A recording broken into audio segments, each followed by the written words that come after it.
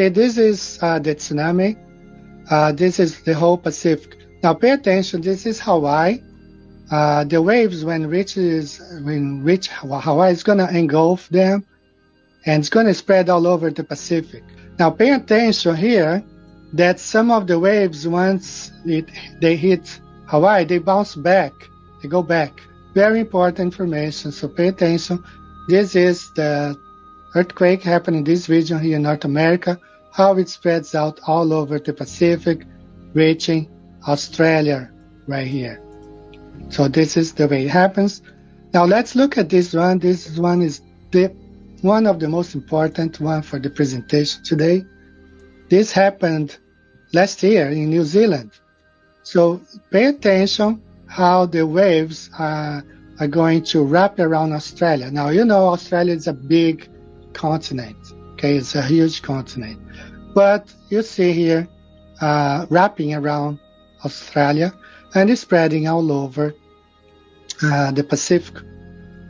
Now, the point I want to make is this one here. In 1960, we had the biggest earthquake ever to be recorded in modern history. We had a 9.5 earthquake in Chile, right here. The earth shook for 11 minutes. Now I live here in Japan. We do have earthquakes here. Several times I had to run out of the apartment because my phones all my phones start playing, you know, like the earthquake alarm, but never lasts more than 1 minute. But can you imagine like an earthquake shaking the earth for 11 minutes? So this is how bad this earthquake was back in 1960, 9.5 Richter scale. Now, as we had just seen before, when we have a tsunami, the energy is directing all regions. So you see here the point of the earthquake and the energy going to all directions. Now, if you are smart enough, you might have seen something here. You might have noticed. This is Australia right here. This circle means Africa, and we have Antarctica here. Now, one thing that you're never going to see, let me go to this slide here real quick. So this agency, it's the National Oceanic Atmospheric Administration. They released this image here of this earthquake in Chile in 1960, showing how it reached all the region of the Pacific. But they divided the map, you know, so you cannot see really well, understand what's going on. So for this reason, I have fixed this, and I created this one where you can see exactly all the region that was affected by this earthquake in 1960. Now, there is something wrong here, and I'm going to show you in this next image right here. Just for you to remember that the tsunami, the energy spreads equally to all regions, all right? So what we don't have is a tsunami that wraps around Antarctica. Never in history has been recorded a tsunami that wraps around Antarctica. So why is it? I'll show you why is it. So I have created this projection here. I changed the NOAA's Mercator's projection into a flat Earth map, and you can understand now why a tsunami never wraps around Antarctica. It's because Antarctica is not a continent. There's no way the water will engulf Antarctica and pop up like I have here. Let's say the tsunami happened here in New Zealand. You're never going to see this tsunami wrapping around Antarctica and the waves flowing from south.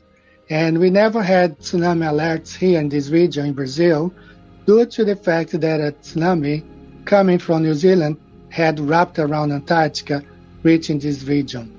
This will never happen. Now, why? Why is that? It's because Antarctica is not a continent on the bottom of a ball. Antarctica is this ice wall surrounding the flat Earth. So it contains the strength of the waters. It's contained here.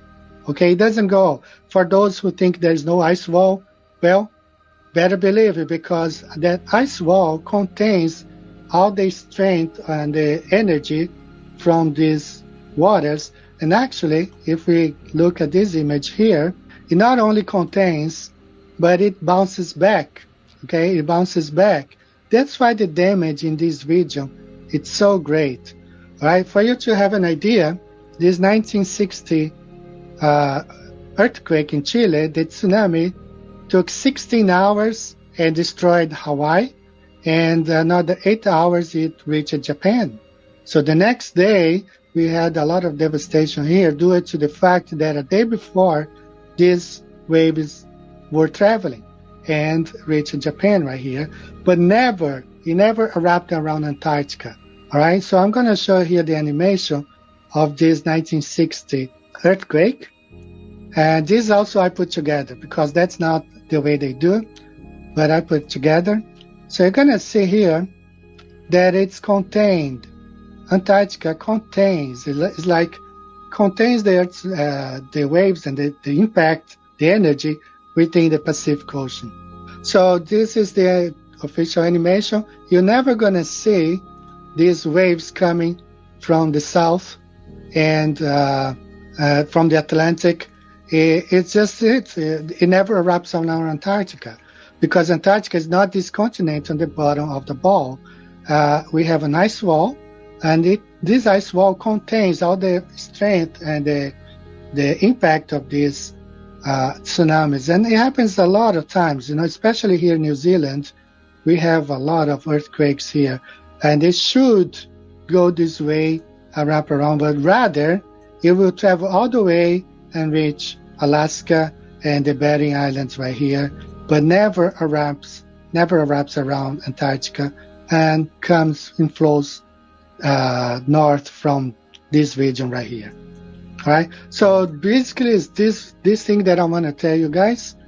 We are surrounded by this ice wall, and the tsunamis never wrap around Antarctica, because Antarctica is not a continent. And for those who don't believe there is an ice wall, you better believe, because these waters are contained.